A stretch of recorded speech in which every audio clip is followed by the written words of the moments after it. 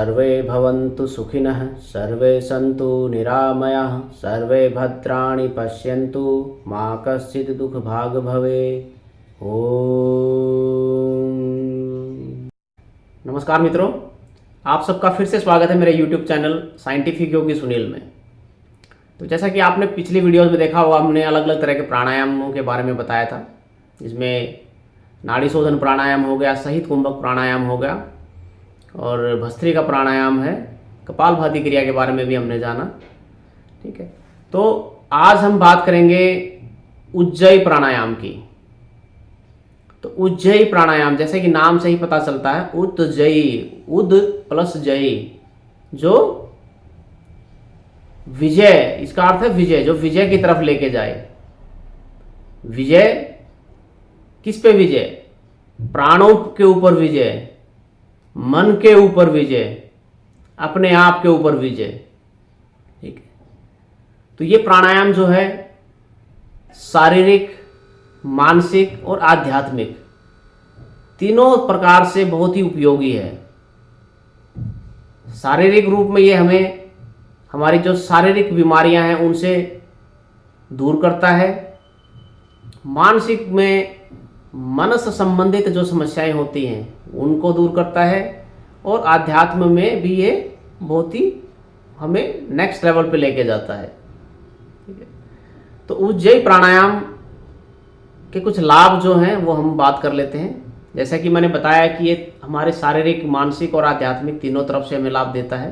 तो शारीरिक में हमें ये जो लाभ देता है, हमारे फेफड़ों को मजबूत करता है बहुत ज़्यादा। हमारे जो गले संबंधित रोग होते हैं, जिनको थायराइड की प्रॉब्लम है, उनके लिए तो ये रामबाण का काम करता है। ठीक है, तो थायराइड की समस्याओं को पूरी तरह से दूर करता है। जिनको खराटे लेने की प्रॉब्लम है, स्नोरिंग की प्रॉब्लम है जिनको, उनके लिए भी बहुत ही उपयोगी प्राणायाम है ये। ठीक है, तो ये थे इसके शारीरिक लाभ। इसके बाद में मानसिक लाभ की अगर हम बात करते हैं तो ये हमारे मनस तंत्र पे बहुत ही ज़्यादा इम्पैक्ट करता है। ये हमारे मन को शांत करता है। जिन लोगों को निद्रा दोष होते हैं, जिनको रात को नींद नहीं आती है या फिर नींद अनियमित आती है, बार बार नींद उखड़ जाती है, तो उनके लिए भी बहुत ही उत्तम प्राणायाम है ये। ठीक है, मन को शांत करने के लिए बहुत ही उत्तम है। और फिर अध्यात्म में तो अगर बात करें इसकी, अध्यात्म में क्या होता है, हमें अपने प्राणों को जो है, प्राण ऊर्जा को ऊर्ध्वगामी बनाना होता है। जैसा कि पुरानी वीडियोस में भी आपने देखा होगा कि जो हमने बात की थी, हमारे जो प्राण वायु हैं वो विभिन्न हिस्सों में कैसे कैसे काम करती हैं। नासिका से लेके फेफड़ों तक हमारी प्राण वायु है, उसके बाद में फिर हमारी उदान वायु है, जो फेफड़ों से लेके नाभि पर्यंत जो उदान वायु काम करती है, और नाभि से जो गुदा मार्ग तक जो काम करती है वो हमारी अपान वायु काम करती है। तो ये उदान वायु को ऊर्ध्वगामी बनाता है।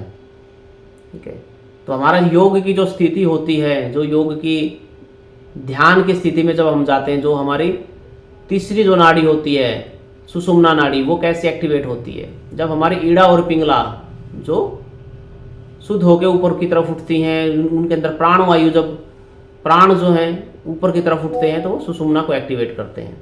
ठीक है, तो ये आध्यात्मिक रूप से भी बहुत ही ज़्यादा बेनिफिशियल है। तो ये इसके लाभ थे जो हमने बात की।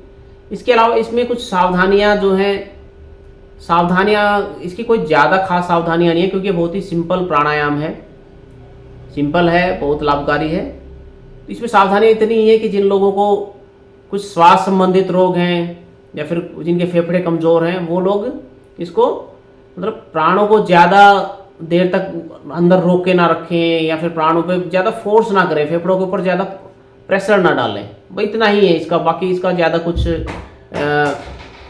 कह सकते हैं कि कोई हानि वाला कुछ ऐसा है नहीं।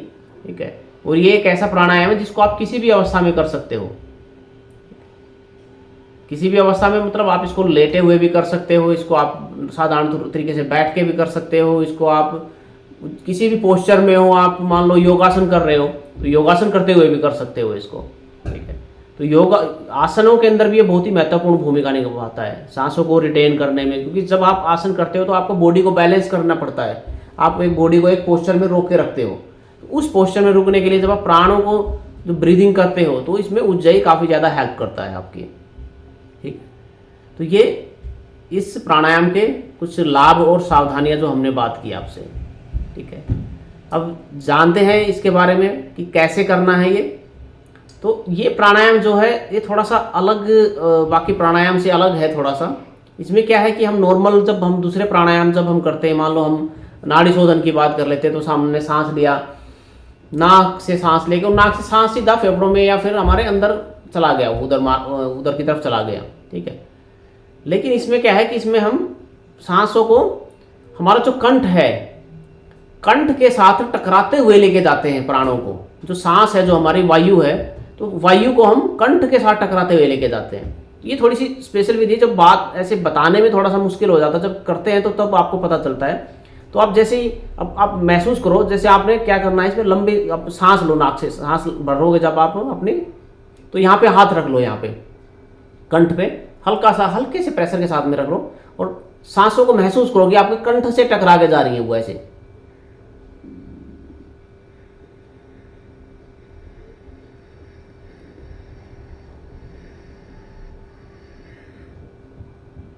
वो आवाज इतनी ऐसी भी नहीं होनी चाहिए। मैंने देखा कि बहुत सारे लोग ऐसे करते हैं इसको, ऐसे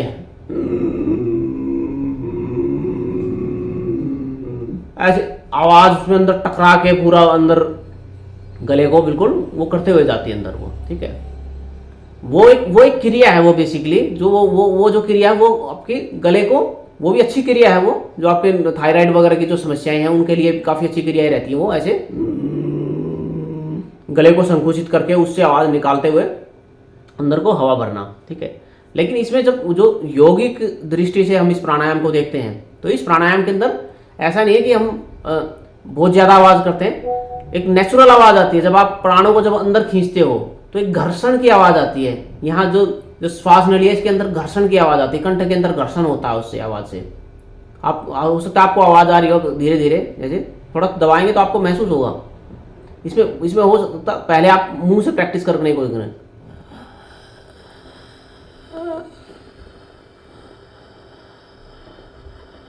आपने देखा होगा मुंह से जब आप भर रहे हो तो हल्की हल्की जब टकरा के की आवाज करते हुए अंदर की तरफ आवाज आ रही है आपकी जो प्राणवायु है। ठीक, ऐसे ही आपको नाक से करना है।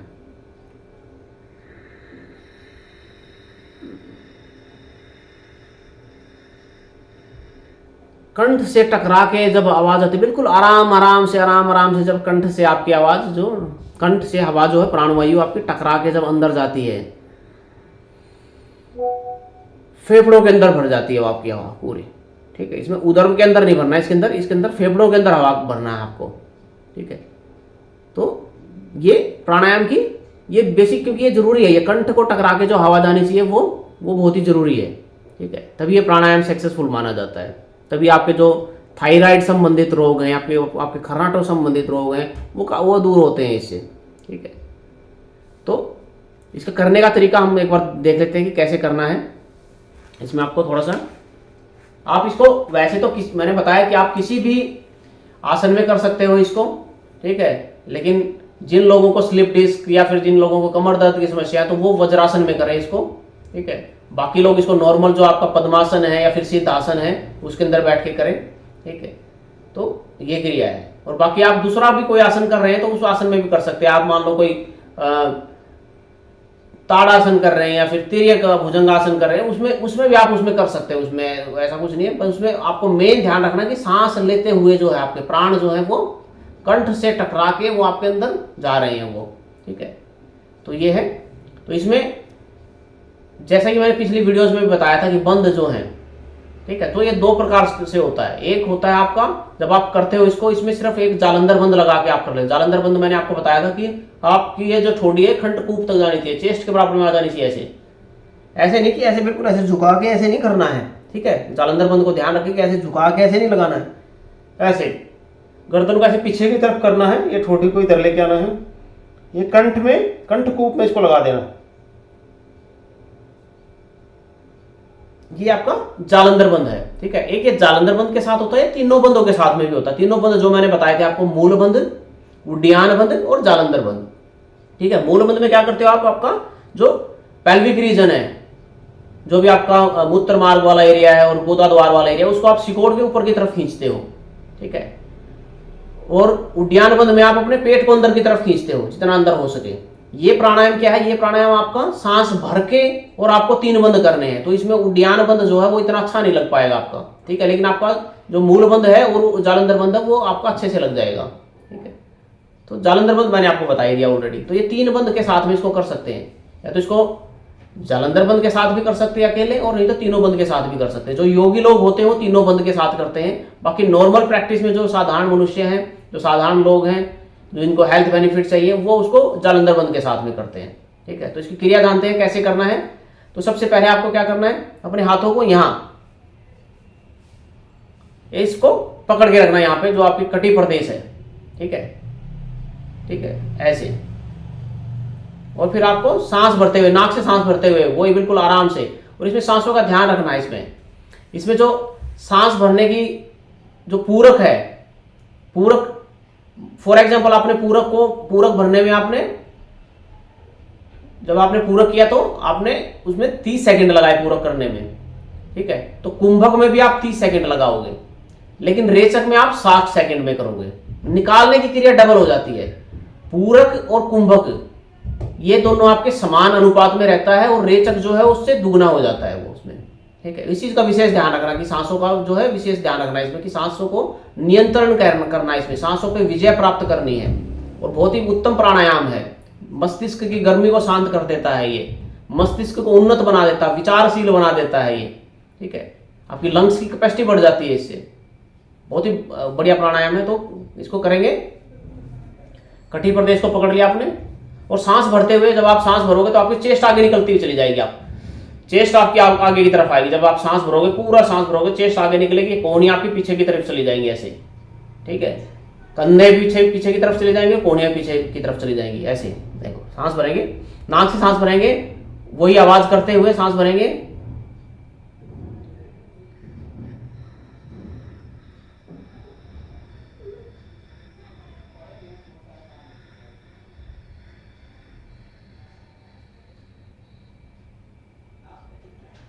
ये आपने सांस भर लिया। ठीक है। अब आपने इसके साथ में फिर आपने धीरे धीरे आपको मूल बंद लगा देना है। दिखाई नहीं देगा मूल बंद, आपको ऊपर की तरफ खींचना है आपके पेल्विक रीजन को। जालंधर बंद में आपको थोड़ा सा पेट को अंदर की तरफ दबाना, जितना दबा सको आप। इसमें सॉरी, उड्डयन बंद में आपको पेट को अंदर की तरफ दबाना, जितना दबा सको, और जालंधर बंद लगा लेना है। ठीक है। सांस को रोक के, जितनी देर आपने सांस भरा उतनी देर आपको रोकना है। जैसे आपने सांस भर लिया,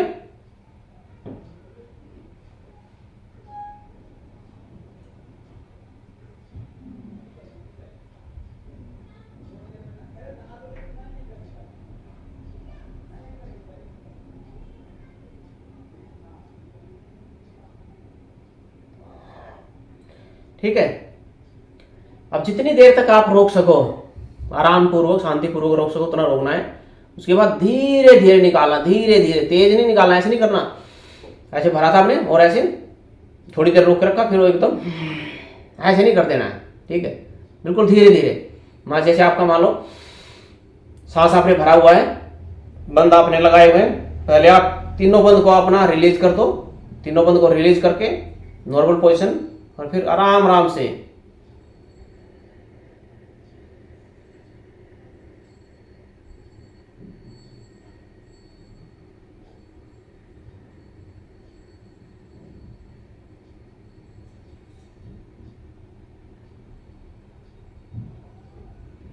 ठीक है, इस तरीके से।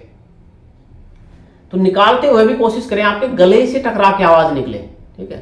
भरने में तो आपने किया ही था।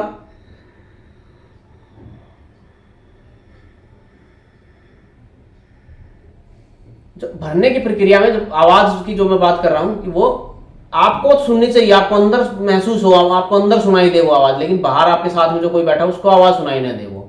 ठीक है। इतनी इस प्रकार से आपको करना है। ठीक है। ऐसे निकालते समय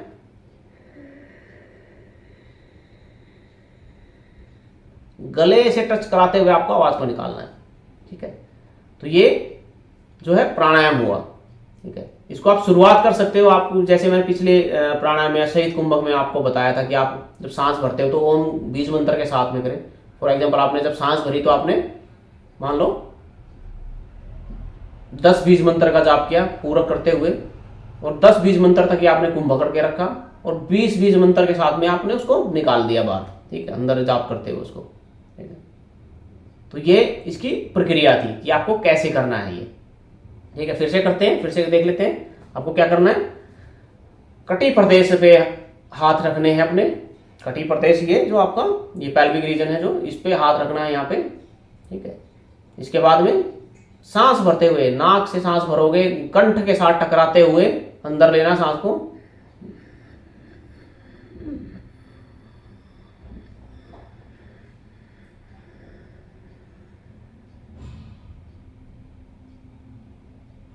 तीनों बंद लगा लेने हैं।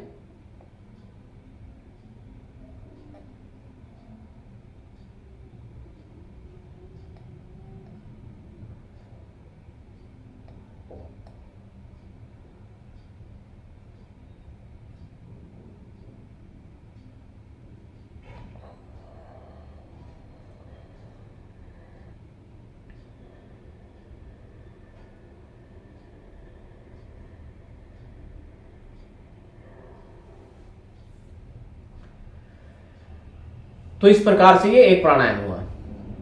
तो आप इसको डेली सुबह शाम इसके 5-5, 6-6 या फिर आप जितनी कैपेसिटी 10 के हिसाब 10 तक, मैक्सिमम 10 तक ले जा सकते हो इसको। तो ये आपके प्राणों को बिल्कुल, फेफड़ों को स्वस्थ कर देगा, मजबूत कर देगा, प्राणों, शरीर के अंदर प्राण शक्ति भर जाएगी आपके अंदर, आपको महसूस होगी शरीर के अंदर बिल्कुल प्राण शक्ति का आपको प्रभाव अलग ही दिखाई देगा। इसीलिए इसका नाम उज्जय प्राणायाम है। ये विजय की तरफ लेके जाता हमें, ठीक है। तो ये था उज्जय प्राणायाम के बारे में। तो उम्मीद है कि आपको इसको पूरा पता चला होगा कि कैसे करना है, कैसे, और इसमें क्या क्या सावधानियां रखनी है, और अपने आप को कैसे नेक्स्ट लेवल पे लेके जाना है प्राणायाम के द्वारा। क्योंकि प्राणायाम जो है वो शरीर को स्वस्थ रखने के लिए अत्यंत आवश्यक है, मन पे कंट्रोल करने के लिए अत्यंत आवश्यक है। प्राणायाम के बाद ही आप धारणा, ध्यान और समाधि की अवस्था तक पहुंच सकते हो, ठीक है।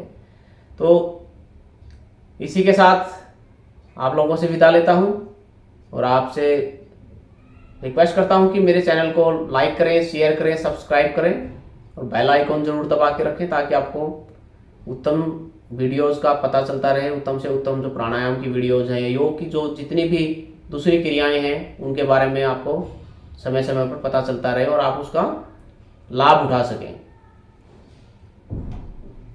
नमस्कार।